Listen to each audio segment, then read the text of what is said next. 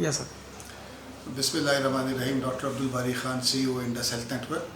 हम गवर्नमेंट के साथ मिलकर प्राइवेट पब्लिक पार्टनरशिप के अंदर ये जो कोरोना वायरस की वबा आई है उसमें काम कर रहे हैं।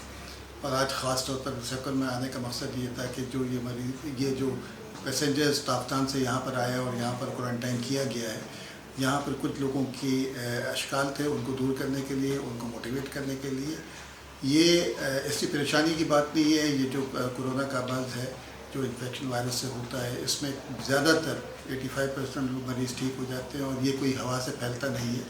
इनको कन्फाइन करने का मकसद ये है कि ताकि ये लोग अपने घर जाके अपने बहन भाई, अपने वालिदैन को और उनको इन्फेक्ट ना कर सकें। इसीलिए मकसद है, और ये आप लोगों की भलाई के लिए, जो आवाम के लिए। इस पर कोई ऐसा नहीं है कि हवा के थ्रू ये फैलता हो। इसमें परेशानी की कोई ज़रूरत नहीं है, बस एहतियाती तदाबीर है। सबको मास्क पहनने की ज़रूरत नहीं है। जो सिर्फ मास्क वही पहने जो कि मरीज़ के साथ कांटेक्ट में आता है।